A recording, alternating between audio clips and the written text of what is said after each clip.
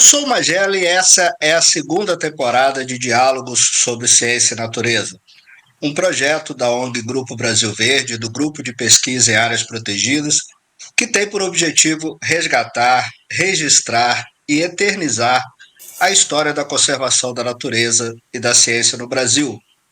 Nosso convidado de hoje é biólogo, professor da Universidade Federal de Uberlândia, dedica-se ao estudo da ecologia comportamental e de interações, estudando sobretudo como interações multitróficas interferem na diversidade e conservação de ecossistemas naturais. Recebemos hoje o professor Kleber Del Claro. Kleber, seja bem-vindo ao nosso diálogo sobre ciência e natureza. É uma honra conversar com você.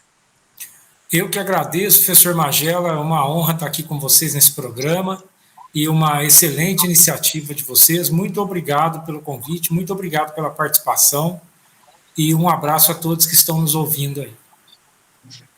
Kleber, a gente sempre começa tentando resgatar um pouco da história do nosso convidado. Em que momento você se percebeu biólogo? Bom, minha história com biologia é muito curiosa, Magela, porque o negócio é o seguinte, eu sou filho de vó, né? Fui criado basicamente pela minha avó e pela minha mãe, e minha avó e minha avó nos levou para Campinas. Eu sou mineiro de Poços de Caldas, e minha avó nos levou para Campinas, onde eu fui criado lá por ela, né? Uma costureira. E ela conseguiu, junto com uma tia minha, uma bolsa de estudos para mim, num colégio de freiras lá, né? E foi a minha oportunidade de poder estudar.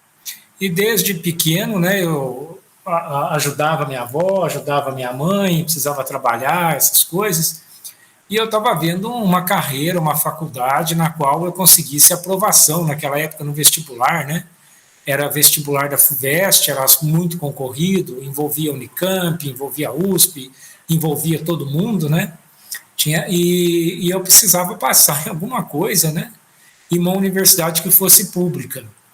E um belo dia morava na minha rua o professor Ivan Sazima da Unicamp, ele morava na mesma rua da gente, e um colega muito querido, que eu sou até padrinho de casamento dele, José Pérez Pombal Júnior, do Museu Nacional lá do Rio de Janeiro, né? O Pombal também morava na nossa rua lá, uma coincidência muito grande. E a gente é moleque de rua lá, e o Pombal um dia me contou de umas cobras que tinham se escapado da casa do Ivan, e pelo ralo foram aparecer na casa dele, e aí nós fomos saber, né, quem era aquele maluco que morava lá no bairro, que tinha cobra dentro de casa, né, e coisa e tal.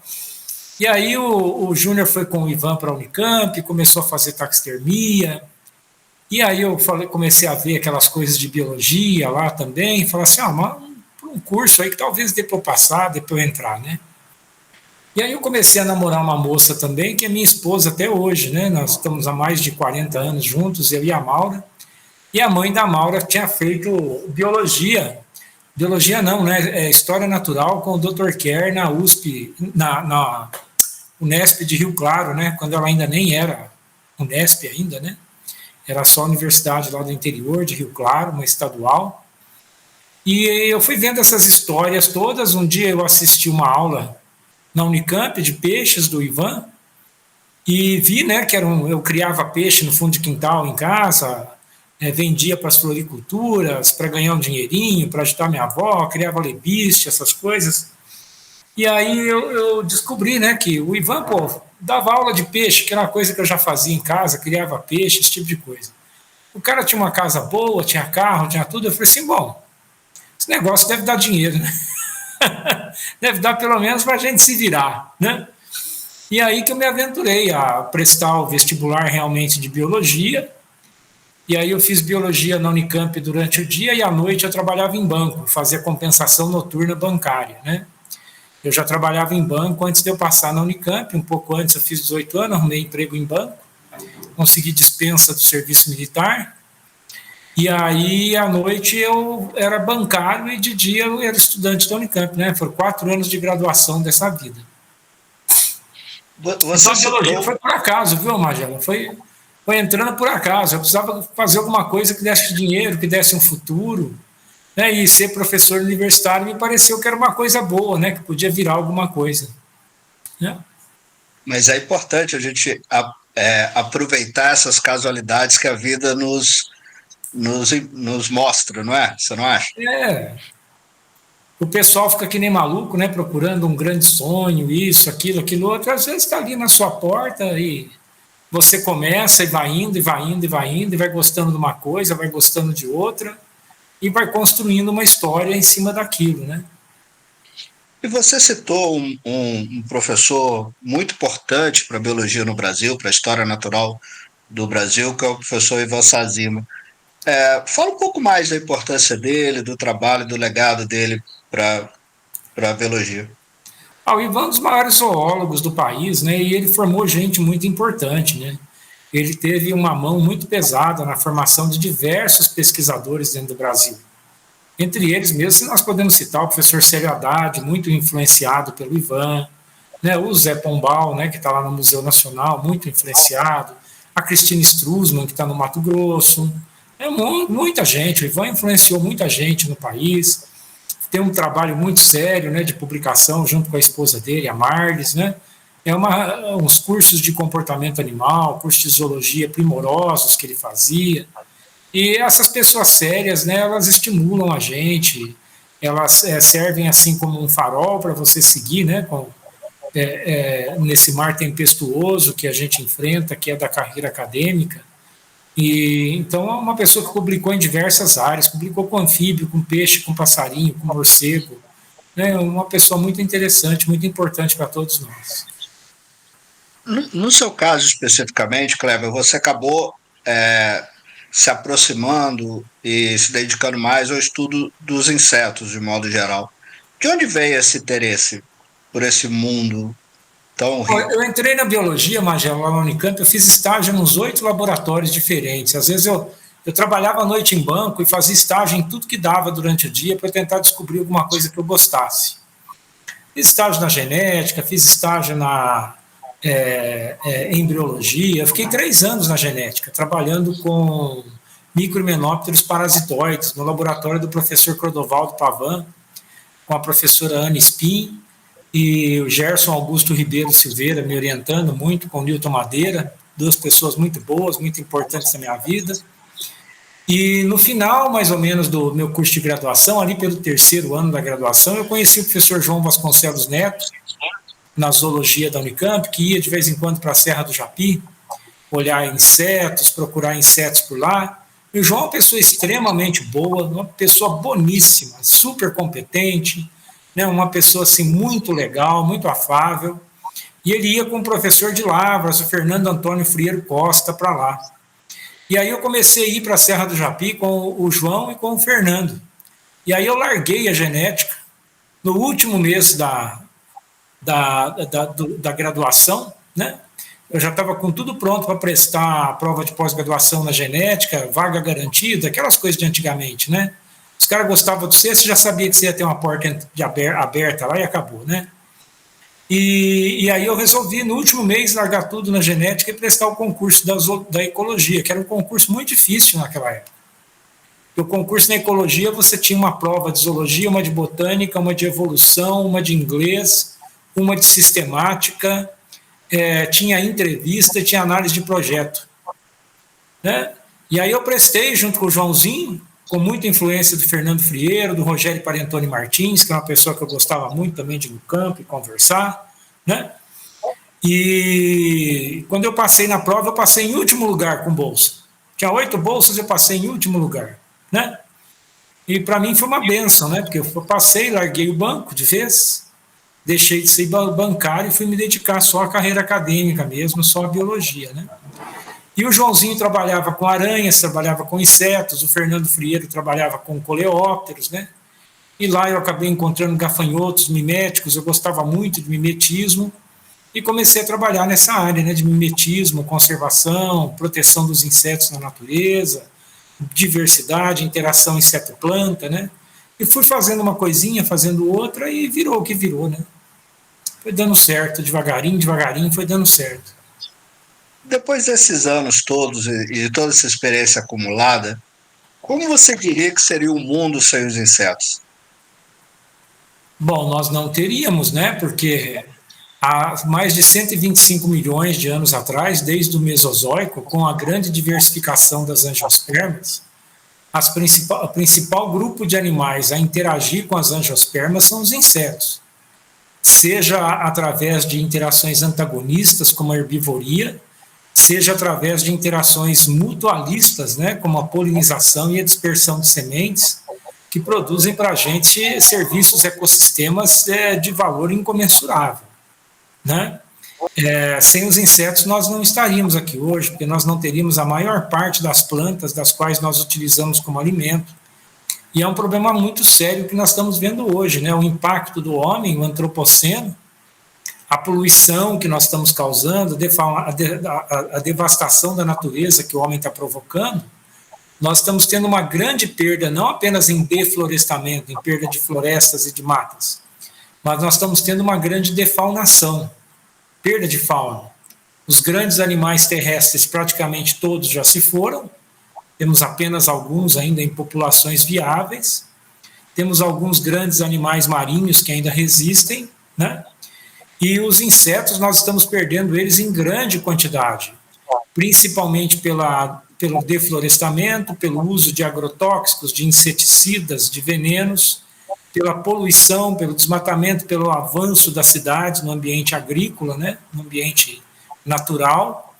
E essa perda dos insetos vai nos deixar numa situação muito difícil. Não sei se vocês já sabem, os nossos ouvintes aí, já temos diversas culturas no mundo hoje em dia que têm que ser polinizadas manualmente.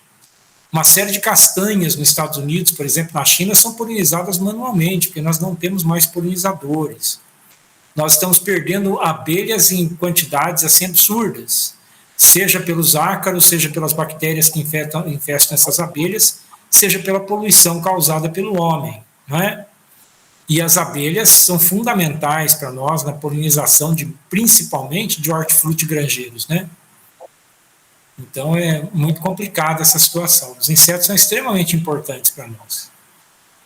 Além desse processo de perda de espécies, os seus estudos têm demonstrado alguma mudança significativa, por exemplo, no comportamento dessas espécies, com essas alterações provocadas do homem? O que eles nos dizem sobre o nosso comportamento sobre a natureza? Tem um livro que foi lançado em 2011 e não vi dar nenhum destaque devido para esse livro até hoje. Esse livro chama-se Relentless Evolution, do professor John Thompson, da Universidade da Califórnia, nos Estados Unidos. O professor John Thompson, para mim, ele é o Darwin do nosso século agora. A visão que ele tem, né, de genética evolutiva, de comportamento, de mudanças evolutivas, do que é evolução, do que é coevolução, né?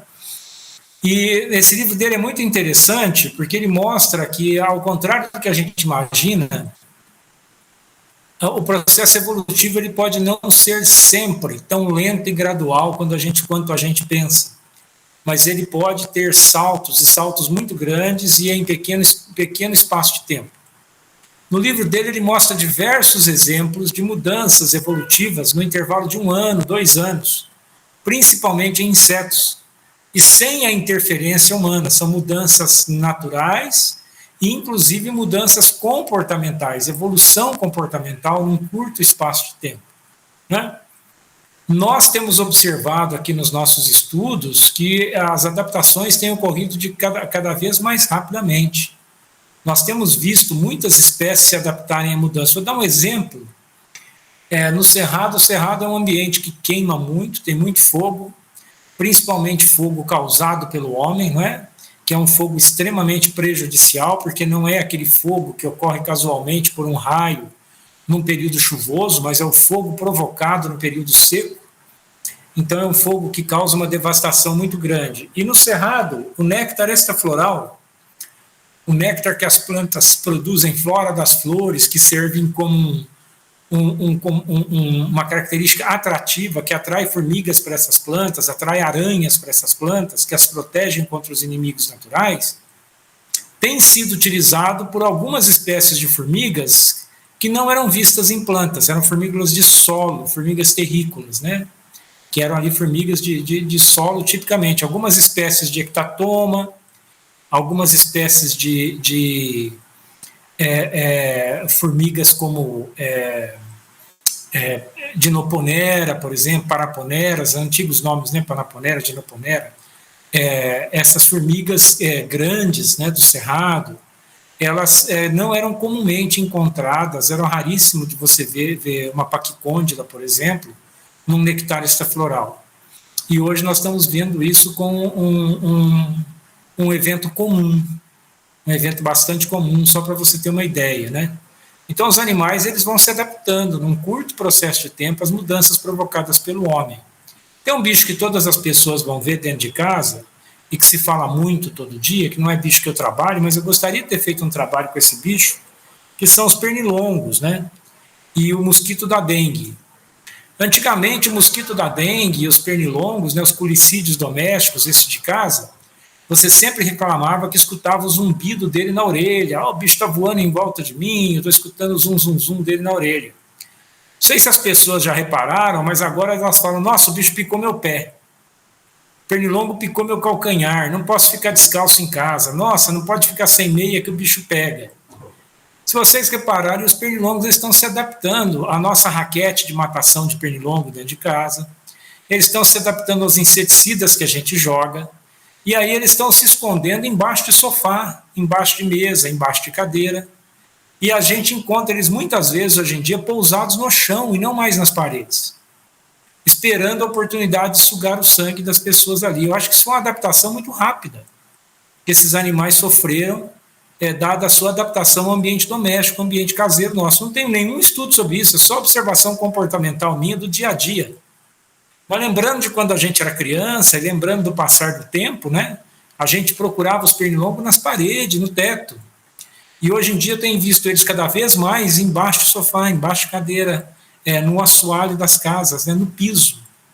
Porque ali o inseticida vai com mais dificuldade, você não alcança ele com a raquete, e ele tem sempre um pezinho disponível ali para sugar, né? O pé não dá tapa, né? Então é mais fácil de sugar. E essa sua observação, ela remete a uma reflexão que eu acho que é importante para o mundo moderno, quando a gente discute muito a capacidade do homem acabar com a vida na Terra. Né? Quando a gente trabalha com a conservação, eu costumo dizer que o problema é muito mais pensar na nossa qualidade de vida e na condição das futuras gerações. Porque, não sei se você concorda, mas essa plasticidade, essa capacidade de adaptação sempre vai promover algum tipo de forma de vida para se adaptar a alguma condição que a gente cria ou não? Ah, sim, né? Mas nós estamos perdendo muito, né? Algumas vão se adaptar, a maioria não vai se adaptar. Por que a maioria não vai se adaptar às mudanças que o homem está provocando? Porque nós estamos provocando mudança num tempo evolutivo muito curto, né? Os animais, as plantas, eles se adaptam muito bem num tempo evolutivo de 400, 500 anos, 1000 anos, né? Eles vão passar por um processo evolutivo. Agora, o homem está provocando mudanças do dia para a noite na natureza. A gente é capaz de remover uma montanha inteira de um ano para o outro, né? Veja uma mineração, por exemplo, aí em qualquer lugar que seja, você remove uma montanha de um ano para o outro. Você cria um lago onde antes não existia, você afoga uma floresta inteira, faz ela desaparecer. Você transforma da noite para o dia um manguezal num esgoto, né, de uma cidade, né, num aterro sanitário, num aterro de areia de praia para ampliar uma praia para o bem-estar humano. Então, o homem ele faz verdadeiras barbaridades com a natureza, sem se importar com consequências de que isso vai ter, né? Porque o grande problema do capitalismo, que é o melhor sistema que a gente encontrou até hoje, né? O capitalismo e a democracia, né? São muito melhores do que as outras alternativas que a gente tem visto por aí. Mas o grande câncer dele é a ganância, né? É a ganância e o consumismo. A ganância e o consumismo destroem esses sistemas, né? Prejudicam muito até mesmo a democracia social. Então, a minha grande preocupação é a velocidade com a qual a gente produz essas transformações. Um polinizador não vai se adaptar a uma nova espécie de planta no intervalo de tempo de 50 anos, de 100 anos. E nós estamos propondo a esse polinizador, propondo a essa planta, que ela modifique todas as suas características no intervalo de 2, 3 anos, de 10 anos, de uma década, com transformação que nós estamos produzindo na natureza. Então, os animais e as plantas não vão conseguir acompanhar o passo da transformação ambiental que está sendo imposto por uma espécie, que é a espécie humana. Nós vamos nos adaptar. Nós vamos nos adaptar num mundo muito ruim. Um mundo com pouca diversidade animal, com pouca diversidade vegetal, um mundo em que as espécies vão encolher de tamanho, já estão encolhendo, né? Não é só o desaparecimento da fauna, a fauna está encolhendo de tamanho, né? Porque ela precisa encolher para sobreviver às nossas pressões, né?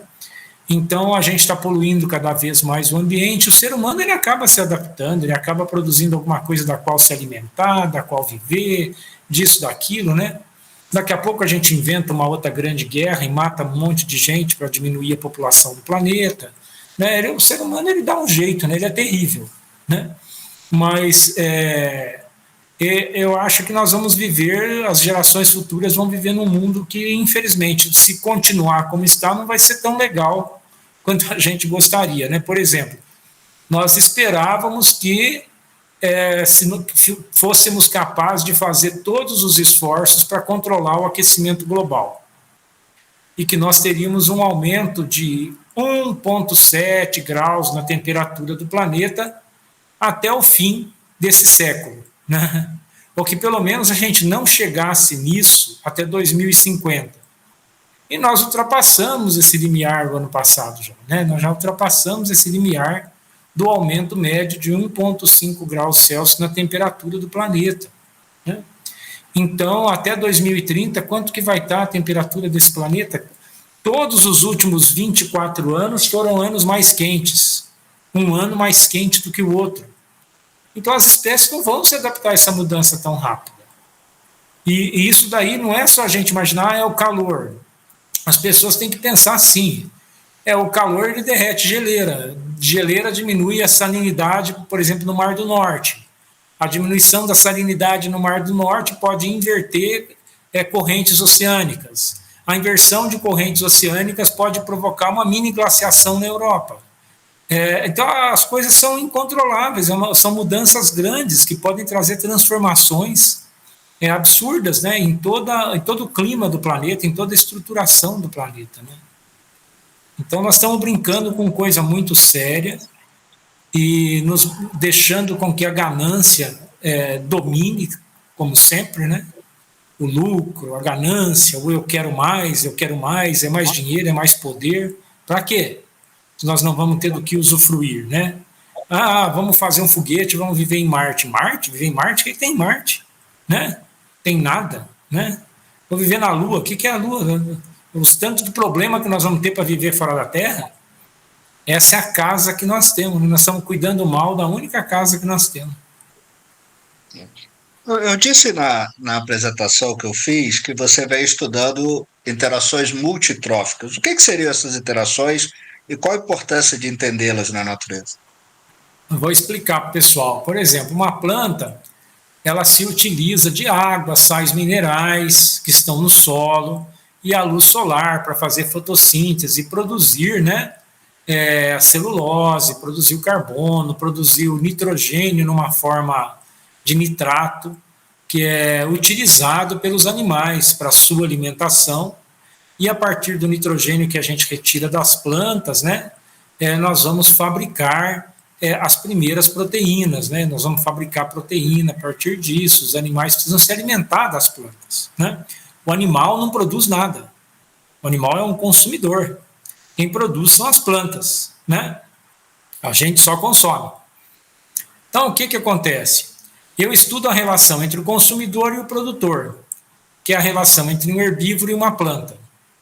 Quando o animal come uma planta e a planta está se utilizando desse material que está no solo, nós falamos que estamos trabalhando com as forças base-topo de um sistema ecológico. São as forças que vêm de baixo para cima desse sistema ecológico.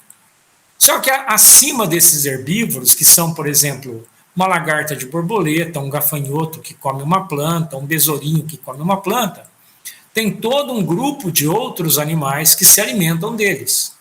como formigas, aranhas, passarinhos, morcegos, ratos, serpentes, cobras, leões, elefantes e por aí adiante, não é? Então nós temos as forças topo-base, as forças que pressionam, que são os consumidores pressionando essa cadeia trófica. O que é uma cadeia trófica? Uma cadeia de passagem de energia no sistema. A energia ela é produzida, vem captada do sol, transformada pelas plantas e passada para os consumidores, que são os herbívoros e os carnívoros que comem esses herbívoros. E a energia depois ela é perdida na forma de calor e também na forma de energia luminosa, a energia que vai embora para o espaço e assim por diante, né?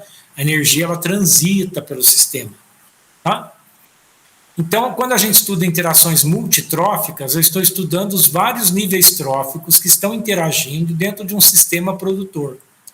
Então, eu tenho uma planta e eu tenho um primeiro nível trófico, que é o herbívoro que come essa planta, uma lagarta de borboleta.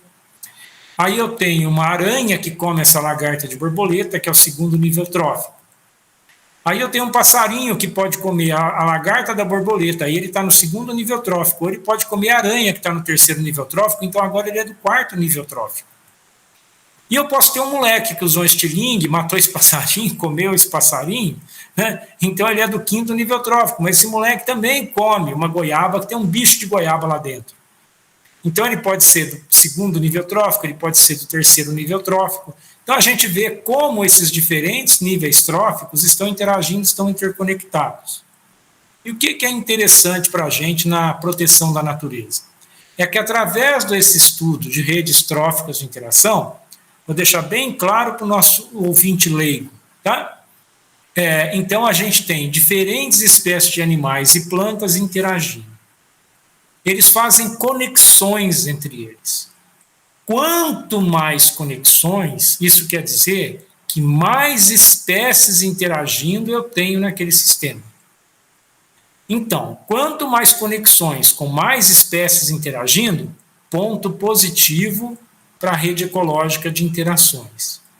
Se essas redes, essas cadeias, essas conexões têm muitos compartimentos, o que é isso? Eu tenho animais e plantas que participam de interações com diferentes plantas e com diferentes animais. Então, se eu extinguir uma planta dessas, a outra continua dando comida para esses animais, para esses bichinhos, para essas plantas. Então, eu tenho diversas compartimentalizações. Isso melhor ainda para a biodiversidade, para as redes tróficas. Quanto maior for essa cadeia trófica, ou seja, quanto mais espécies eu tiver, que um come o outro, que come o outro, que come o outro, que come o outro, que come o outro, que come o outro, quanto maior ela for, e quanto mais diversificada ela for, mais espécies eu tenho. Então isso quer dizer que são cadeias mais ricas, cadeias mais prósperas de diversidade. Quanto mais espécies eu tiver, como a espécie humana, que participa de diversos níveis tróficos de uma mesma cadeia trófica, eu posso dizer que essa cadeia é mais oligotrófica, ou seja, eu tenho mais conexões de formas distintas, ou seja, mais rica ainda, né?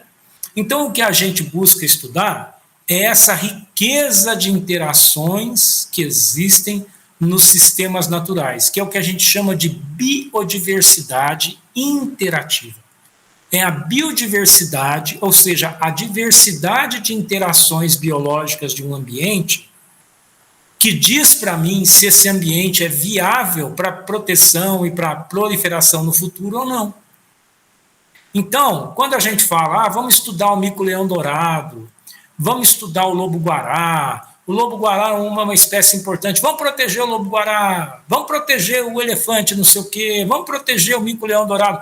Ele é uma espécie símbolo, uma espécie alvo, que eu trago o quê? O carinho da comunidade para ele. Ele é uma coisa palpável, que as pessoas veem, olham, falam que é bonita e querem proteger. Mas, no fundo, eu estou protegendo essas espécies porque elas estão num lugar, numa área que tem ainda uma grande biodiversidade de interações. Então, é uma área que pode sobreviver, no futuro, às agressões humanas. E pode nos servir de banco genético, de banco de armazenamento de espécies, para que eu possa recuperar essas áreas em outros locais, quando o homem despertar para a consciência ecológica verdadeira, né? de que ele não pode viver sem a natureza. Muito bom. Você é sempre didático, espetacular, fácil de entender. Obrigado, Mas, Marcelo. Kleber, eu queria mudar um pouco de assunto. Eu sempre acompanho o seu trabalho, e, claro, tive a honra de assistir sua última palestra do Congresso de Ecologia do Brasil. E você tem se dedicado a chamar a atenção da importância do estudo da história natural das espécies, né?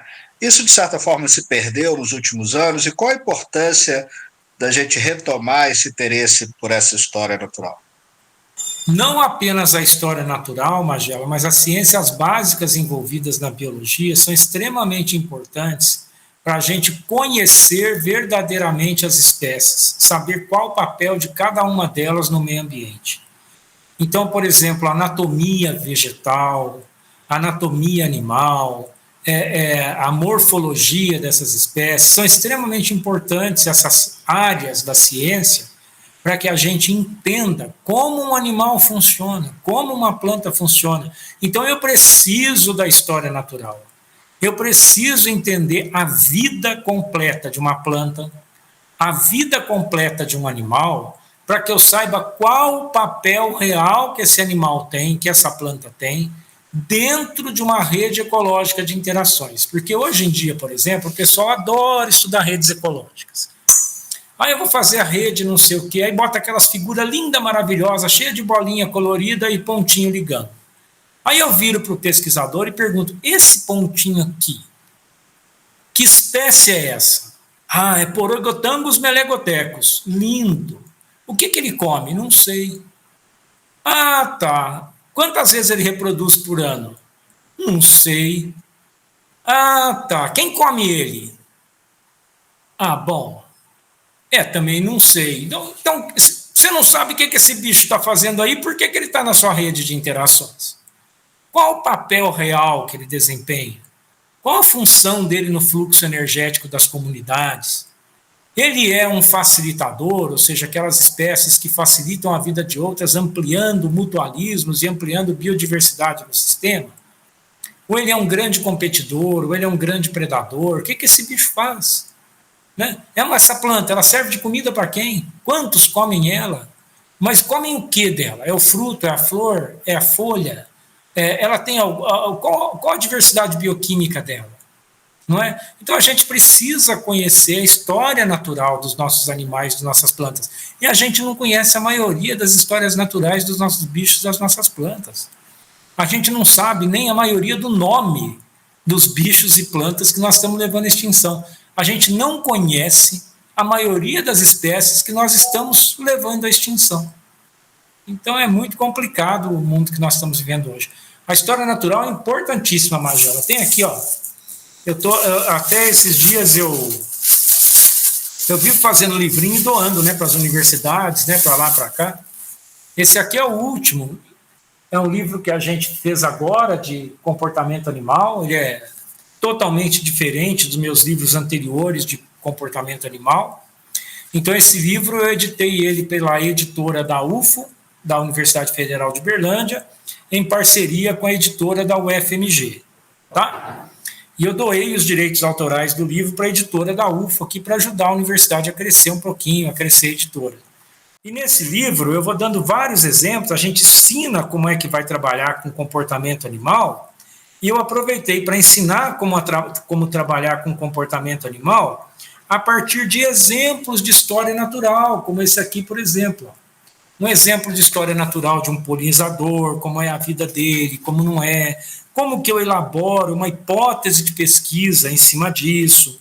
E depois a gente mostra como é que a gente faz. Aqui, ó, deixa eu achar uma página aqui que ficou interessante, olha aqui, para vocês verem como é que a gente monta um experimento, quais são as hipóteses, como é que a gente cria uma hipótese, como é que a gente experimenta aquela hipótese, né? E tudo tendo como pano de fundo a história natural, né? Porque a história natural ela é importantíssima. E se história natural não fosse importante, a gente não tinha tantos canais de televisão que basicamente lidam com história natural. Todo mundo adora o David Attenborough, né? O Sir David Attenborough. E o que ele faz quando ele aparece na televisão? História natural, né? Então a história natural não morreu. A história natural ela tentou ser apagada por um bando de gente que acha que a matemática é mais importante que tudo. Matemática é super importante, estatística é super importante, números são super importantes, eles nos dão base para a gente fazer cálculos sobre populações, cálculos sobre comunidades, que a gente depende daquilo para saber como é que a gente vai continuar, como é que será o nosso futuro. Mas esses números só têm sentido se eu entendo quem é que está por trás de cada um daqueles números, né? Senão são números sem sentido, né? E isso também traz uma importância para o reconhecimento da sociedade para entender, né, de fato, por que proteger essas espécies. E não parece ser uma contradição um país tão diverso em termos de natureza quanto o Brasil ter poucos ou nenhum museu de história natural referência, belos e sofisticados, como os que a gente costuma ver na Europa, nos Estados Unidos. Isso dificulta essa aproximação da sociedade com as ideias de conservação? Dificulta muito, e as pessoas comuns gostam, Magela. O que acontece, né? Quando a pessoa tem a oportunidade de ir lá fora e ver um museu desses, um museu fabuloso, como o Museu de História Natural de Londres e de Nova York, a pessoa volta assim encantada com esses museus, fala, nossa, que maravilha. Agora, quantos de nós brasileiros temos a oportunidade de fazer isso? Infelizmente, a nossa classe dominante, que tem a oportunidade de fazer isso, que gosta de falar que visitou o museu não sei o quê, que foi não sei aonde, que foi na Disney, isso, aquilo outro, né? Na hora que você fala que vai fazer uma universidade pública no Brasil, na hora que você fala que vai fazer um museu de história natural no Brasil, que você vai preservar as espécies, vai fazer coleção com besorrinho, com... Você é gastar dinheiro à toa. Isso é bobagem. Tem que gastar dinheiro com coisa mais importante. O que é coisa mais importante? Estádio de futebol? Né? Porque daí você faz essas bets, isso, aquilo, ganha dinheiro, tudo que é jeito aí. Né? Então, a classe dominante brasileira era analfabeta funcional. Ela sabe ler e escrever, mas ela não entende o que é ciência, o que é cultura, sabe? Porque é bonito, é culto o que está lá fora e não vale a pena investir no que está aqui dentro. Né? Veja o tempo que nós estamos demorando para resgatar um museu nacional no Rio de Janeiro depois daquele incêndio. Teve um incêndio no Butantã, todo mundo já se esqueceu, queimou grande parte das coleções do Butantã. O Butantã a gente faz soro, faz vacina, faz de tudo ali dentro, né? Então, a pessoa comum, ela adora quando a gente mostra para ela, porque a gente faz as feirinhas aqui de universidade e a gente traz a pessoa comum aqui para dentro da universidade, o leigo, o pobre, o pessoal da periferia, eles ficam encantados em ver uma borboleta montada, em ver uma borboletinha, em ver os gafanhotos, em ver as aranhas, em ver as serpentes dentro da universidade quando a gente traz. Porque isso aproxima a pessoa da natureza, né? Agora, quando a gente fala que nós precisamos de dinheiro para trocar um ar-condicionado, por exemplo, de um herbário que a gente tem, as pessoas podem não saber o que é um herbário. Um herbário é um museu de plantas. Ele não pode ficar visível para todo mundo ver tudo, que as plantas pegam fungo e você perde o material genético que está ali, aquilo destrói. Então fica dentro de armários bem fechados, igual tipo uma geladeira de aço, sabe? Fica lá dentro, tudo guardadinho. Mas aquilo é um banco genético que no futuro nós podemos reproduzir essas plantas novamente na natureza, né? Aí quando você fala que precisa de um dinheiro para trocar um ar-condicionado para aquilo, é bobagem. Entende? Então é essa falta, sabe, de amor com as coisas do próprio país. Sabe, é a velha história do complexo de vira-lata brasileiro. O brasileiro parece que não larga esse complexo de vira-lata. Por que eu preciso ir em Nova York e ver um museu de história natural de Nova York, se eu tenho um museu nacional no Rio de Janeiro, que é lindo, maravilhoso, eu só preciso recuperá-lo para o povo. Eu tenho o Museu de Zoologia da USP em São Paulo, meu Deus do céu, que é lindo, maravilhoso. Por que eu não dou dinheiro para fazer um palácio em volta daquilo aberto ao público? Que o público possa visitar. E você cobra um ingresso, uai. Né? Você cobra um ingresso 10, 15, 20 reais para as pessoas verem aquilo, faz alguns dias da semana que é livre, de graça para as escolas públicas, como é feito no exterior também. Né? Por que no Brasil é tudo pequenininho, encaixotadinho, miudinho, como se a gente ainda vivesse em Portugal? Né? Tivemos aqui uma colonização portuguesa, que é uma minhoquinha. O Portugal, me desculpe, gosto do país, gosto dos portugueses, mas o tamanho do país é uma minhoquinha. É menor que o Rio de Janeiro, aquilo lá. Né? E nós temos um país desse tamanho e continuamos com rua estreita, igual a rua de Portugal, com casa empilhada, igual casa de Portugal. Nós temos espaço para fazer coisa grande, meu Deus do céu. Né? Por que nós não temos grandes museus de história natural? Por que nós não temos grandes partes da natureza aqui dentro? As pessoas precisam antenar. O empresário, inclusive, ele precisa acordar para que isso dá lucro. Olha o tanto de aquário que está proliferando no país. O aquário de Santos, o aquário de São Paulo, o aquário do Rio de Janeiro, o aquário do Pantanal. Olha o público que isso dá. Né? Então, o pessoal tem que entender que isso é um investimento. Investir em cultura da natureza, você ajuda a ciência, ajuda a natureza e ainda pode ganhar dinheiro com isso. Né? Eu acho, desculpa, não sei se era isso que você queria que eu falasse, mas eu fico revoltado de ver. A gente valoriza o que está lá fora e não dá valor para o que tem aqui dentro. Fala bem no museu que tem lá fora, não é falar mal, não, é ótimo, maravilhoso, lindo. Mas aí quando você fala de fazer um aqui, aí quando vai fazer no Brasil, não, isso é um gasto, isso é não sei. Mas lógico que gasta para fazer. É lógico que gasta para construir uma universidade, para construir uma universidade pública, mas você pensa que sai da onde um médico? Você pensa que sai da onde um engenheiro que te acode e constrói? Você pensa que sai da onde um dentista, advogado que cai do céu, de chuva? Não. Você pensa que vale esses que nós estamos vendo, igual apareceram nas reportagens outro dia, aí, a qualidade dos cursos médicos que foram avaliados aí recentemente, né? Não adianta ser, eu não quero ser atendido por um médico formado de EAD, à distância. Eu não quero ser atendido por médico formado em cima de uma faculdade que funciona em cima de uma padaria. Né? Que o cara nunca abriu um cadáver lá de verdade, nunca fez uma dissecção de verdade, aí ele vai abrir a minha barriga? Não, pode abrir a sua, a minha não. Né? Eu quero um médico formado numa universidade federal, pública de qualidade, eu quero um médico formado numa USP da vida, numa Unicamp, numa UFMG, numa UFA, aqui numa universidade grande. Eu pergunto antes para o médico onde é que ele formou, eu olho onde que formou. Aí eu vejo que formou em cima de padaria, eu não vou não, né? Porque tem muito... Essa é a realidade. Eu não quero engenheiro de padaria, eu não quero biólogo de padaria, eu não quero dentista de padaria, quero gente bem formada. Isso custa. Isso custa. Nós temos que investir.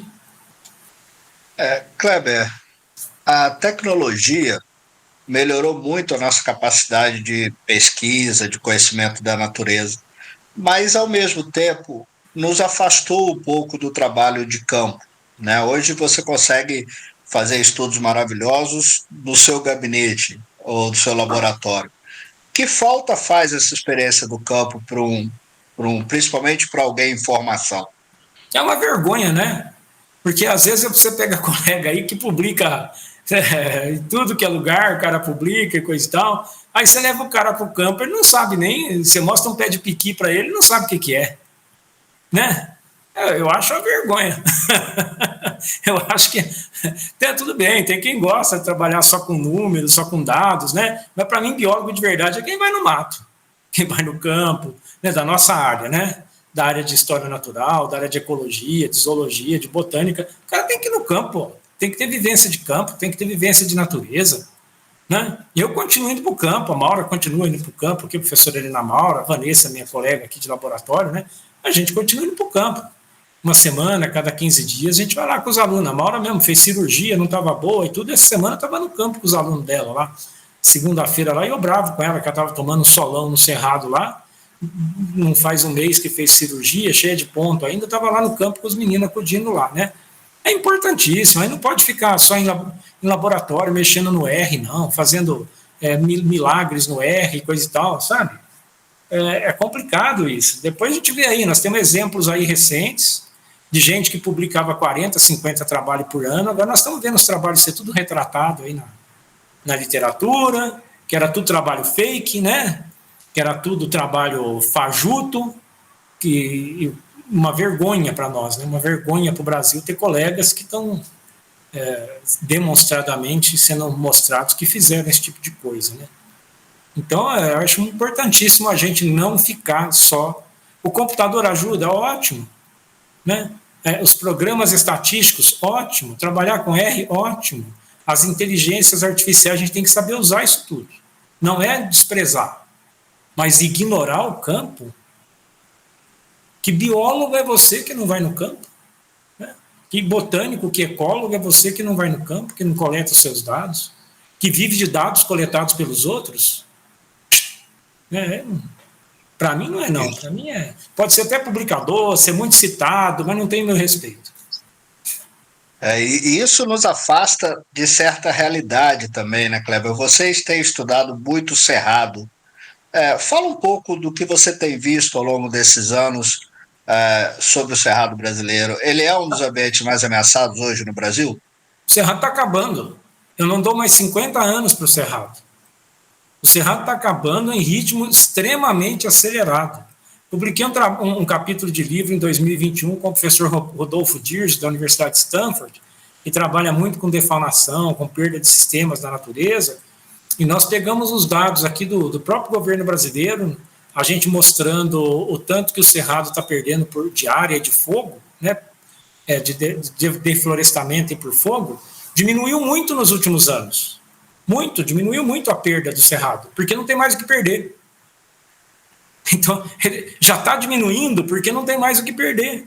O que acontece? O Cerrado virando soja, o Cerrado virando canavial, o Cerrado virando pasto para boi, e o Cerrado virando cidades. Porque a grande maioria do Cerrado está em áreas planas, que a Embrapa ajudou a ver como é que regulava aquele solo, como é que cultivava aquele solo, né? Porque o Cerrado tem um solo muito ruim. Mas você pode corrigir esse solo com tudo que a Embrapa nos produziu, né, nos forneceu hoje de conhecimento para a correção do solo e transformar aquele solo num solo agriculturável, num solo de produção, né? Agora, uma coisa, Magela, muito importante com o desaparecimento dos cerrados que as pessoas não estão prestando atenção, é o seguinte, que nós... Triângulo Mineiro, sul de Goiás, aqui norte do Mato Grosso do Sul, nós temos muito cerrado em cima de veredas. São cerrados com veredas. O que são as veredas? As veredas são as nascentes dos grandes rios do Brasil. Então, aqui nos cerrados do Triângulo Mineiro, nascem o Rio São Francisco, o Rio Grande, o Rio Paraná, o Rio Paranaíba. Toda a água que verte para esses rios, que vão para o Pantanal, ou que vão para o Nordeste, ou que vão para o Sul, sai daqui, das veredas. E nós estamos acabando com as veredas, transformando essas veredas... porque se agride a área no entorno da vereda, a vereda morre. Você acaba que mata as nascentes, porque você não protege o cerrado do entorno. Aqui próximos das cidades, aqui próximo de Uberlândia, é um verdadeiro assassinato de veredas, porque eles fazem avenida em cima de vereda, eles fazem condomínios fechados agora em vereda, porque, nossa, tem umas palmeiras bonitas lá, um laguinho e coisa e tal, vamos fazer o condomínio fechado lá, né? E aí você tira todo o cerrado de em volta, daí a pouco a vereda seca, porque você está matando as nascentes. Aí você vai diminuindo a água de São Francisco. Aí o cara que está lá na Paraíba, lá em Simão, lá, Pernambuco, Paraíba, quando ele vai desbocar no mar lá, vai vendo, nossa, cada ano tem menos água no São Francisco. Ah, deve ter sido a transposição que fizeram. Nada! É porque você está matando a vereda aqui embaixo. Né? Gente, é como o nosso braço, é como a nossa mão aqui, a nossa perna. Tem artérias de grosso calibre, artérias de menor calibre, e você tem as arteríolas, aquelas que você nem vê, aquelas bem fininhas, bem pequenininhas. São essas arteríolas bem fininhas, bem pequenininhas, que vão levando irrigação para todo lugar, não é? E é elas que caminham assim, ó, juntando nas maiores, que formam os grandes rios. Nós estamos matando as arteríolas, nós estamos matando as veredas, uma a uma, conforme a gente vai devastando o cerrado, né? Então você veja, aqui tem uma área de cerrado que a gente trabalhava aqui em Uberlândia, nós vamos publicar um trabalho agora, que a professora Maura, ela fez um levantamento de quantos herbívoros tinham nas malpighiáceas dessa área de cerrado em 2004, 2005. E ela encontrou só de herbívoro floral, que a gente chama de florívoro, aquilo que come as flores, o botão, o fruto, 309 em 6 espécies de malpighiácea. 309 espécies de herbívoros florais. Besourinho, mariposinha, gafanhotinho, comendo lá, mosquinha, tá? Agora nós refizemos o experimento na mesma área. Só que o que aconteceu? Essa área, imagina, era uma área assim, olha para minha mão, era uma área assim. Aqui é a área que nós estamos estudando. Aqui tinha uma outra área pequenininha de cerrado, que quando pegava fogo aqui, os bichos daqui podiam sair daqui e vir para cá recolonizar. Essa área aqui virou minha casa, minha vida. Acabou, não existe mais. Aqui era uma outra área aqui que tinha uma nascente, que ia para o lado de uma fazenda lá e coisa e tal. E virou um clube lá de carro, não sei o quê, não sei o quê. Não existe mais. Essa outra área aqui ia em direção ao ABB, o Banco do Brasil. Virou condomínio, meu Deus do céu, não existe mais. Essa aqui ainda existe, mas está acabando progressivamente, porque está virando loteamento. Aqui também fizeram um shopping, acabaram com o cerrado, com a fazenda que tinha aqui. Então a área vai ficando isolada. Ela já não tem áreas de entorno, não tem conexão, não tem nada. E pegou muito fogo nessa área nessa última década. Fogo criminoso, que a gente sabe, gente que bota fogo. É porque não é possível a área queimar em 5 lugares diferentes de uma vez, assim, sabe? E aí o que acontece? O menino fez o levantamento de novo, lembram, né? 309, 308 espécies de herbívoros. 89 agora. 89. Então, uma perda de mais de 200 que não estão mais ali na área. Então, extinções locais também acontecem. Tinha espécie de formigas, o Magela vai saber de qual que eu estou falando, são as formigas tanquinho, né, que a gente chama aquelas cefalotes, formiga tartaruga, umas pequenininhas que não morde, não pica, não faz nada, elas vivem em árvore. Elas procuram o tronco oco, morto de árvore, para fazer ninho ali dentro e coisa e tal. Quando queima, pega fogo, queima esses troncos oco, né? Essas formigas cefalotes tinha 16 espécies na área, agora tem 2. Sumiu até formiga, gente. Então, vocês têm ideia, se sumiu formiga, né? Vocês imaginam o resto. O que nós estamos perdendo de abelha, de borboleta, né? De tudo, né? Antigamente, lá eu encontrava tamanduá-bandeira, lobo-guará, jaguatirica, cachorro do mato, veado campeiro, veado mateiro. Agora, na área ali, de vez em quando eu encontro um tamanduá, de vez em quando um cachorro do mato, né? Porque os bichos estão sumindo, está acabando com tudo, né? Então, minha visão é que o cerrado vai acabar rapidamente, Magela. E ele não é nem protegido pela Constituição de 1988, né? Verdade. Não deixaram o cerrado de fora, porque não era interessante proteger, né? Precisava expandir a soja. É verdade. Kleber, nós vivemos num mundo profissional que exige muito da gente, publicações em inglês, com gráficos maravilhosos, mas que a sociedade não entende absolutamente nada.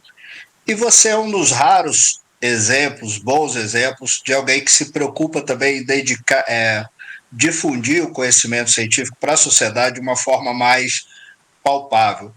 Você acha que a gente tem que avançar mais nesse diálogo com a sociedade, aproximando a pesquisa com a sociedade, para a gente ter mais sucesso nas iniciativas de conservação? É fundamental, Magela. A pandemia nos mostrou isso. Fundamental, a pandemia mostrou isso claramente, escarrado, não é? A pandemia foi um momento importantíssimo para a sociedade perceber a importância da ciência. O problema é que o ser humano tem memória curta, né? Durante a pandemia, o cientista era importante. Agora passou a pandemia, não é importante mais. Pode botar as barbinhas de molho e vem outra pandemia por aí, né? Nossa, que professor agorento. Não é, meu filho. Pensa, um planeta com 8 bilhões de pessoas. Sendo que você tem só em 2 países do mundo mais de 4 bilhões de pessoas. Só em 2 países. A maioria dessas pessoas vivendo em condição de miséria. A maioria das pessoas nos países não vive bem, vive mal, né? Infelizmente.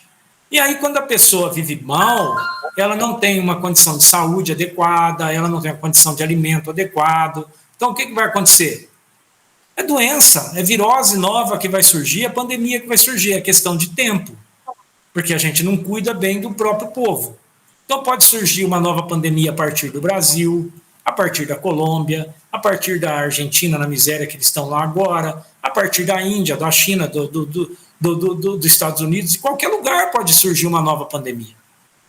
É uma população muito grande, é o que a gente chama de efeitos dependentes de densidade.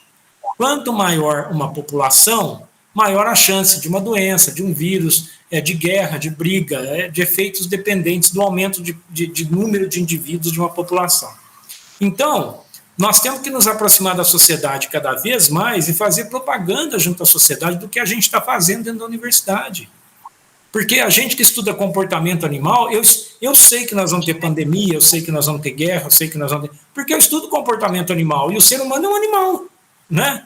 Então nós estamos vendo uma população crescendo. Uma população, quando cresce e começa a consumir tudo que existe em volta dela, não acaba bem, a natureza nos diz isso. Então eu acho que nós temos que levar esse conhecimento para a população, que a população acorde para isso.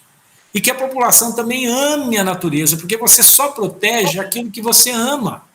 Né? Por que todo mundo gosta do Corinthians? Porque aprendeu a amar o Corinthians, não é?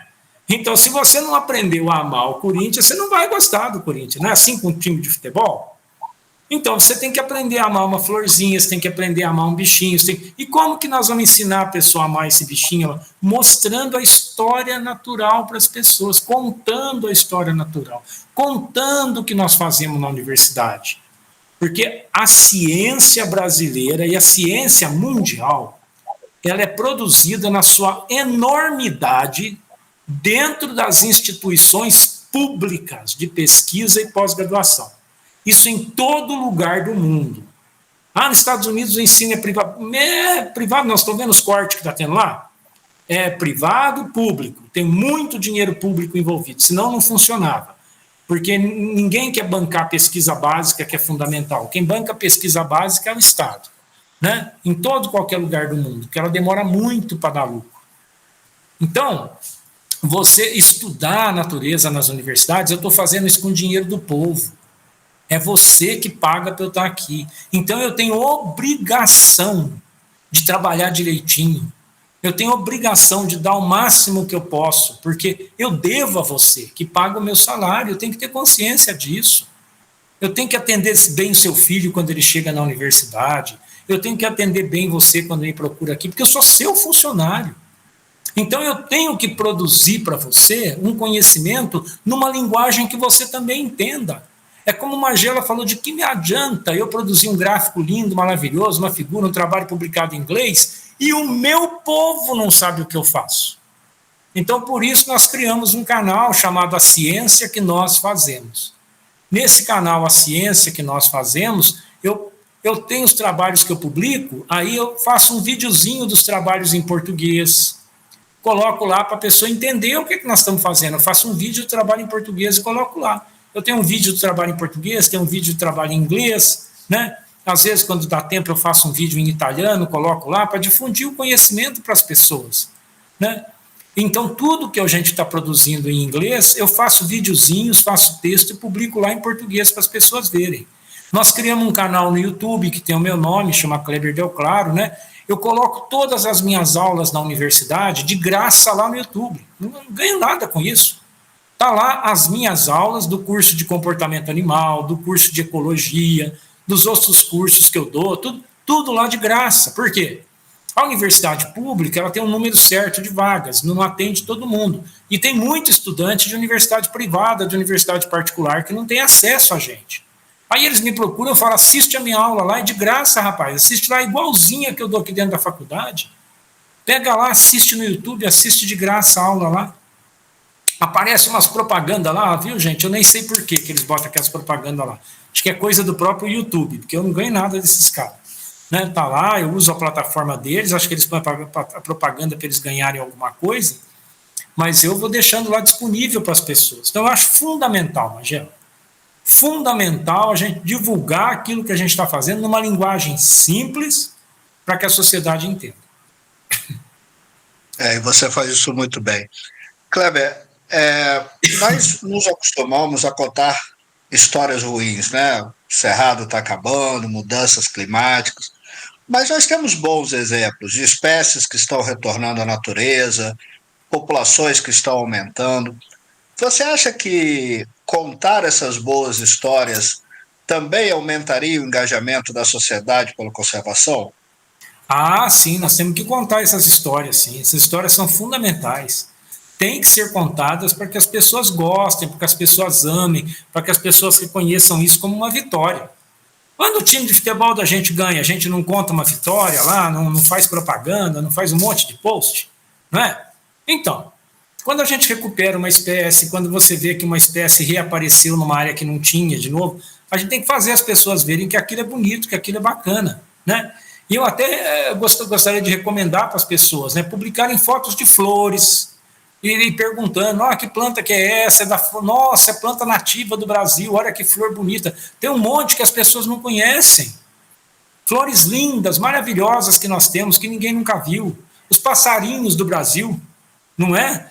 Passarinho, uma espécie tão bacana, tão bonita, linda, maravilhosa. Nós temos passarinho de tudo que é cor aqui no Brasil, as pessoas nem conhecem direito, não sabem o nome, não sabem nada. Borboletas, nós temos a maior diversidade do mundo de borboleta. Tem borboleta tudo que é jeito ainda, tudo que é cor. Mostrar para as pessoas verem, para as pessoas valorizarem. Né? Se eu falar para vocês, gente, que tem borboleta, que ela sai lá do Pará, lá em Simão, no Pará, lá perto de Belém do Pará, a borboleta sai de lá e vem até o Paraguai. Aí no Paraguai ela bota ovo e morre. Aí a lagarta dela nasce, vira uma pupa, dá uma outra borboleta, que sobe de novo e vai até o Pará. Como que ela sabe ir e voltar até o Pará? Não é uma coisa interessante? Não é uma coisa curiosa? Borboleta brasileira, tá vendo? Então ela faz migração norte-sul, o nordestino que vem e volta, o nortista que vem e volta, né? Não é só a gente que faz isso, os bichos também fazem, né? Muito interessante, uma borboleta, hein? Tô falando de passarinho não, borboleta, né? Tem os peixes aqui do Rio Grande, no Brasil, do Rio de Minas. Nós aqui, né, gente, o Rio de Minas aqui, o Rio Grande aqui, ele é nutrido muito pelas águas que vêm lá de Pirassununga, né, no rio lá de Pirassununga, que sobe, vai desaguar aqui no Rio Grande. Tem um professor já falecido, que ele era assim uma pessoa brilhante, Manuel Godoy de Moraes, um professor aqui de Pirassununga. Ele, na década de 60, anos 70, ele marcava os peixes aqui em Pirassununga e marcava os peixes também lá no Rio Grande, aqui na ponte do Rio Grande, aqui na ponte antiga, onde teve a guerra dos paulistas com os mineiros, um do lado de lá dando tiro, do lado de cá dando tiro, e o professor Manuel ali de barquinho no meio, né? Então, o que acontece? Ele marcava os peixes no Rio Grande, aqui em cima e lá embaixo. Vou contar uma coisa para vocês. Vocês acreditam? Ele que descobriu a piracema. Foi ele que descobriu esse negócio de piracema, dos peixes para baixo, dos peixes para cima para reproduzir. Ele marcava peixe no dia 30 de agosto. Ele marcou uns curimbatá, dia 30 de agosto, aqui no Rio Grande. Pôs lá a marcação no peixe, coisa e tal. Aí, em maio do outro ano, ele pegou o mesmo curimbatá na cachoeira de Emas, lá em Pirassununga. Aí ele falou, não, o bicho veio até aqui. Olha só, soltou o bicho. No outro ano, no dia 27 ou 28 de agosto, 2, 3 dias de diferença, ele pegou o mesmo bicho de novo, lá em cima de novo. Né? Olha que coisa maravilhosa. E olha a sorte dele, né? Deus queria que o peixe fosse na mão dele mesmo, para ele provar que a coisa acontecia. Né? Então ele marcou mais de 5 mil peixes e ficou acompanhando esses peixes, sabe? Uma coisa maravilhosa de você ver isso, que é o processo da piracema. Né? Então tudo isso você faz com o quê? Com trabalho de campo. Biólogo que vai para campo, gente que vai para o meio do mato, tomar picada de pernilongo, mordida de cobra, pegar... como é que chama? Carrapato, né? Micuim, né? Isso você não pega trabalhando com R no computador dentro da sua sala, né? Não é uma emoção que você vai sentir, né? Então precisa ir lá para ver as coisas, né? Dar de cara com onça, né? E revendo a sua trajetória, é mais fácil ser biólogo hoje ou há 30 anos? Olha, eu acho que era mais fácil, eu não sei, viu, Magela, o que é mais fácil? Para nós sempre foi difícil. A biologia sempre foi difícil, né? A gente nunca teve a valorização necessária, a valorização merecida, né? Mas eu acho que hoje, com a tecnologia que nós temos para nos ajudar, é muito mais fácil. No meu tempo, lá atrás, quando a gente começou, eu tinha que guardar quase 1 ano de salário para conseguir comprar uma máquina fotográfica. Hoje, eu pego um celularzinho desse aqui, sem vergonha, que eu tenho, o modelo mais simplesinho que eu tenho aqui, não vou falar a marca, né, mas custou 1.000 conto, né? Então, esse celularzinho, que também não gosto de andar com coisa cara, porque o bandido rouba. Então, o negócio é o seguinte, um celular simples hoje, ele é um computador, ele é uma máquina fotográfica, ele é um telefone, ele tem Facebook, WhatsApp, Instagram, esse tipo de, todas essas coisas que os meninos de hoje acham que já nasceu com isso aqui existindo, né? Mas não, no ano 2000 não tinha nada disso. 25 anos atrás você não tinha nada disso. O celular de 25 anos atrás era um tijolo que você tacava na cabeça de alguém, você matava a pessoa. E ele só servia para você telefonar, ele não fazia mais nada, né?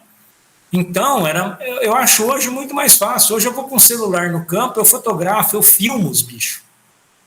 Imagina quando eu tinha 20 anos de idade para eu comprar uma filmadora.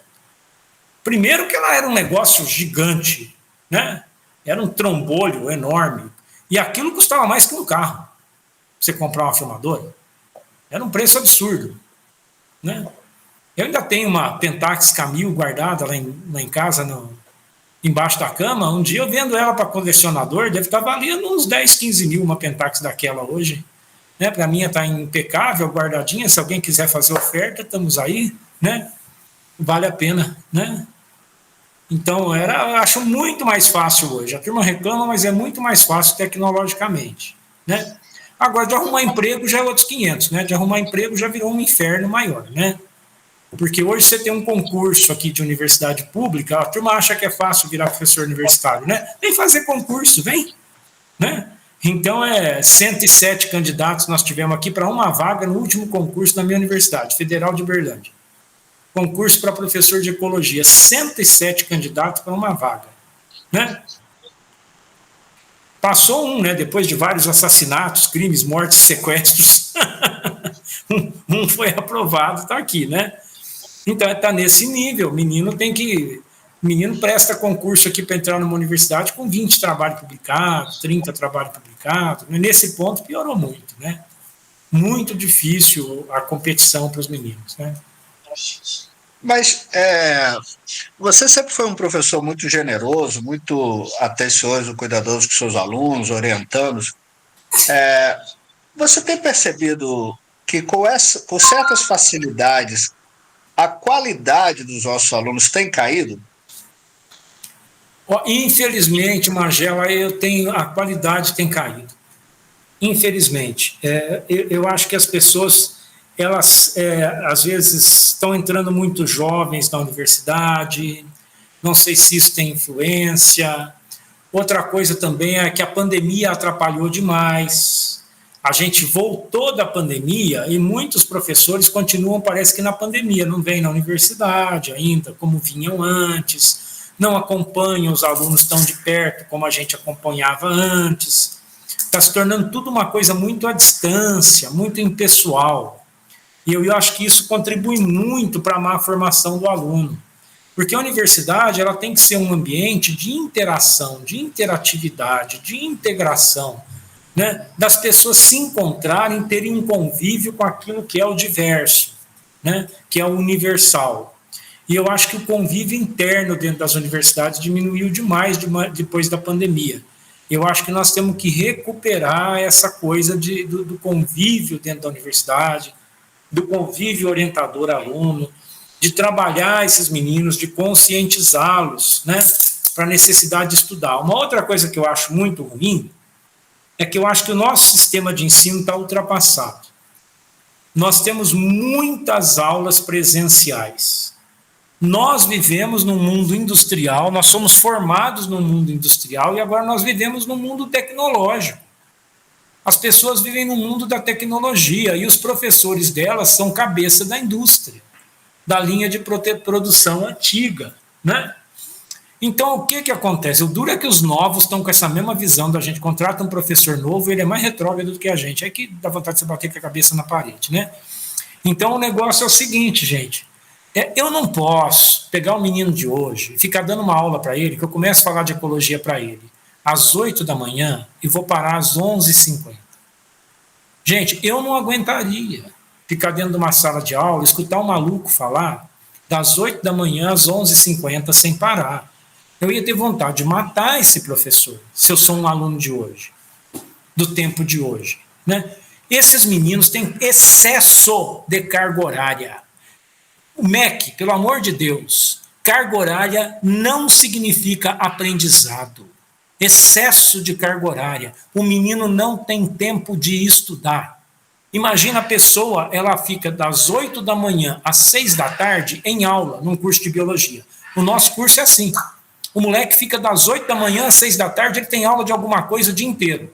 Vai dizer para mim que 7 horas da noite, quando ele chega em casa, ele vai querer estudar? Não vai querer estudar, está cansado. Ele tem direito de jogar um videogame, ele tem direito de namorar, ele precisa ir numa academia, ele precisa jantar com a sua família, ele tem que lavar roupa, ele tem que cuidar da vida dele, às vezes ainda trabalha. Então o menino não tem como. Não tem como. Então tem que mudar esse esquema. Carga horária não significa aula bem dada. Carga horária não significa ensino bem dado. Eu consigo falar em 1h30, 2 horas, aquilo que o meu aluno precisa aprender no dia. Eu acharia lindo, maravilhoso, se eu pudesse indicar para eles literaturas e exercícios que ele vai fazer sozinho, ou com apoio de monitores, ao final da minha aula, para a gente tirar dúvida na aula seguinte, que isso traria para ele um aprendizado verdadeiro. Escutar louco falar não traz aprendizado verdadeiro nenhum. Ficar só escutando os outros falar, depois de 20 minutos você já perdeu a atenção. Por que que os TED Talks, que são as palestras de maior sucesso no mundo, não ultrapassam 18 minutos? Porque o ser humano, depois desse tempo, já não está mais atento. Os estudos mostram isso. Então você ficar falando, a pessoa perde a atenção. Coisas curtas, com muita informação, e depois uma orientação, podem nos dar um resultado muito mais positivo do que o nosso modelo de ensino atual. Muito bom. Conversa boa, passa rápido, já estamos aí há pouco mais de 1 hora conversando, mas eu não queria terminar, Kleber, sem ouvir suas recomendações para um jovem estudante de biologia. Você diria para essa pessoa ter uma chance de sucesso profissional? Já vou te falar, por acaso vocês escutaram um crá, enquanto eu falava aí? Tinha 2 araras vermelhas aqui que estão morando dentro do campus, arara mesmo. Elas já não têm mais para onde ir, vieram parar dentro da cidade. Olha que tristeza. Elas estão aqui, ficam aqui direto, né? Andam aqui pela cidade, vão e voltam, porque está acabando o cerrado do entorno, né? Então, para o estudante de biologia atual, o que é que eu diria para esses meninos, né? Eu diria o seguinte, ó meu filho, primeira coisa, não vai ser fácil. Se você gosta de biologia de verdade, você trata de agarrar, tá? Trata de estudar, chega de mimimi, vai estudar. Porque a competição vai ser muito grande, a competição vai ser acirrada. Você precisa estudar, você precisa descobrir o que você quer, você precisa se dedicar. Você precisa inventar tempo para estudar, para aprender as coisas que interessam para você, tá? Estude agora, porque depois que você virar professor universitário, você só vai ler coisa dos seus alunos, não vai mais ler o que você gosta, tá? Depois, você precisa de inglês, meu filho. O inglês é fundamental, o inglês é a língua universal, você vai fazer o quê? Enquanto a China não dominar o planeta e a gente tem, enquanto é um domínio da língua inglesa, você tem que aprender o inglês. Tá? Tem a briga dos caras lá, vamos ver quem vai ganhar, né? Mas no momento você tem que aprender inglês. Inglês é a língua universal. Inglês custa caro? Custa caro, mas hoje em dia você tem tantos canais no YouTube. Eu tenho uma aluna minha aqui, brilhante, Adriele, veio do Rio de Janeiro estudar comigo. Adriele era muito pobre, veio de uma situação de dificuldade grande. Ela aprendeu inglês como autodidata no YouTube. Eu fui aprender inglês depois que eu já tinha quase 10 anos de professor universitário na UF. Meu inglês era mambembe. Tá? Meus meninos já estavam tudo aprendendo inglês em escola de inglês particular, quando sobrou dinheiro para mim, para eu aprender inglês formalmente. Minha carreira, em termos de publicação, ela vem razoável até 2008, 2007. Quando eu dominei o inglês verdadeiramente, é que a minha carreira deu um salto. Aí que eu comecei a publicar igual maluco, comecei a ser reconhecido lá fora por causa do inglês. Então, o inglês é fundamental para você, tá? E outra coisa que eu gosto de falar muito para os meninos é o seguinte, procure um bom orientador. O que é um bom orientador? Você vai olhar o currículo Lattes desse orientador na internet, né, que é o currículo do CNPq. Você compara ele com o ResearchGate, que é uma outra plataforma. Você compara com o WorkSeed, que é uma outra plataforma, para ver se está batendo, né, se o cara não está inventando Lattes. Você vê as coisas lá direitinho. Vê se o cara está publicando. O orientador tem que publicar. Se o orientador está vinculado a um programa de pós-graduação, se ele for muito novo, você dá um desconto, que às vezes é um cara novo, bom, que ainda está se vinculando, você olha isso também. Então ele tem que estar publicando pelo menos uns 2, 3 trabalhinhos por ano, em revista indexada. Pelo menos um numa revista internacional. Tem que estar orientando pós-graduação, mestrado ou bastante iniciação científica, seria um cara inicial. Tá? Se ele é uma pessoa que dá para você conversar, se ele tem um grupo, se ele é afável, se é uma pessoa legal também. Né? Porque, gente, pensa bem, se o orientador não publica nem para ele, ele vai te ajudar a publicar? E sem publicar, você não vira professor universitário. Se ele é um cara que não está vinculado em orientação, em pós-graduação, iniciação científica, nem isso, nem aquilo, se ele não está orientando, ele vai te orientar. Se ele não é aceito pelos programas onde a gente reconhece a orientação como é a pós-graduação, que caminho ele vai te dar? Que portas ele vai abrir para você? Outra coisa, o orientador ele tem que te propor trabalhos para um iniciante que sejam factíveis, que não seja loucura. É trabalho que tem começo, meio e fim, que tem um bicho abundante, uma planta abundante, uma coisa de laboratório abundante, uma coisa que você vai aprender o mamão com açúcar. Porque na iniciação científica e no mestrado, a gente ensina o mamão com açúcar para o menino, você não fica inventando. Porque o menino tem tempo para fazer aquilo.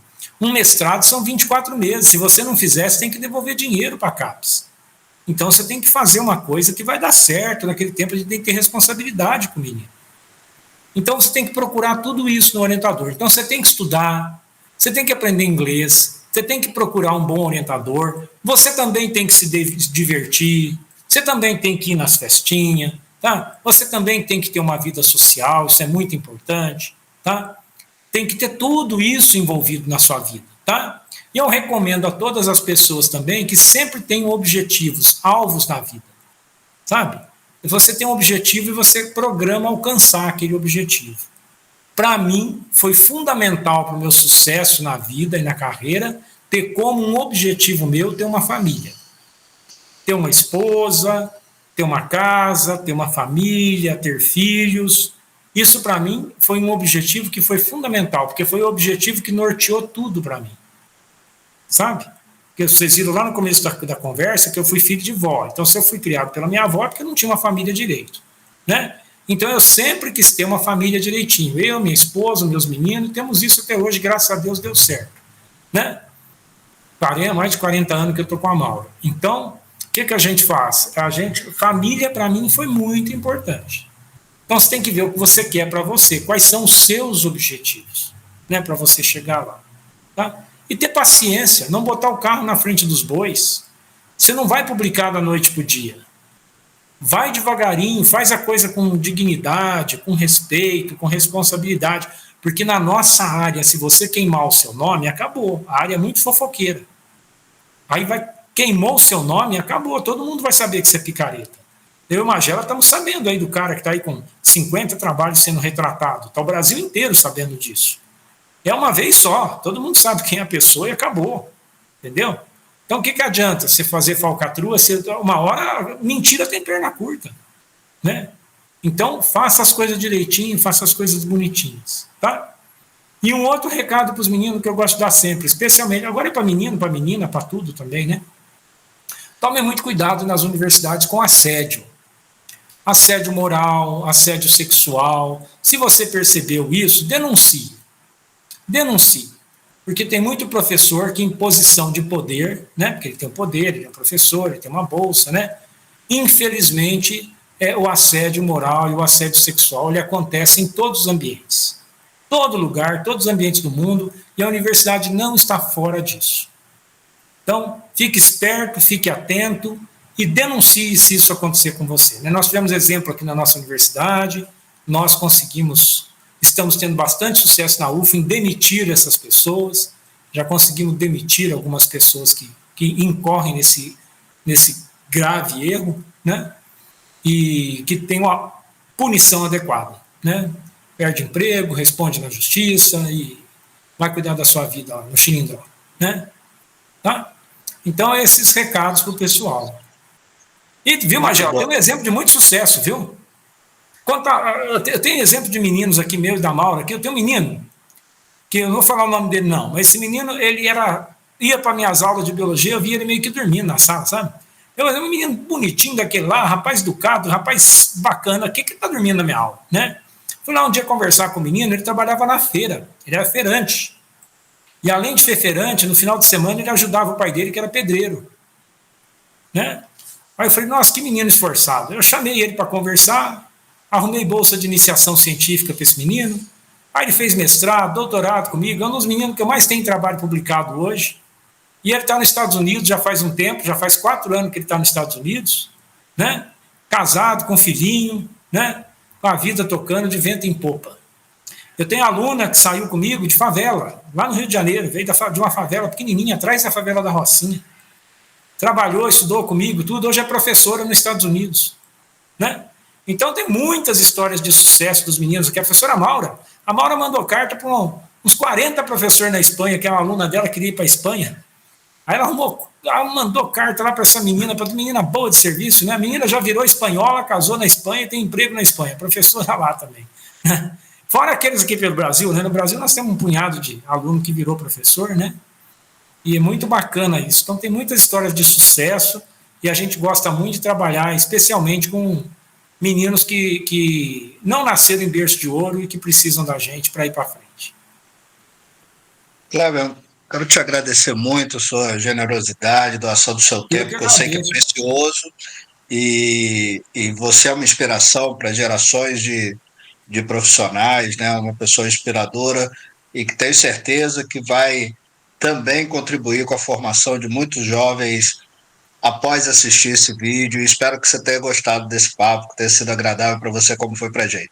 Muito obrigado, Cleber. Eu que agradeço, Magela. Você também é um ícone para nós aí, uma pessoa que está trabalhando muito pela preservação do meio ambiente, muito pela sua universidade, muito pela região de Barbacena e que está fazendo uma diferença muito grande. Muito obrigado, viu? Um abraço para vocês todos. Valeu, Cleber. Um abraço. Pessoal, esse foi mais um diálogo sobre ciência e natureza. Acompanhe os nossos programas. Na próxima semana recebemos mais um convidado. Um abraço. Até mais.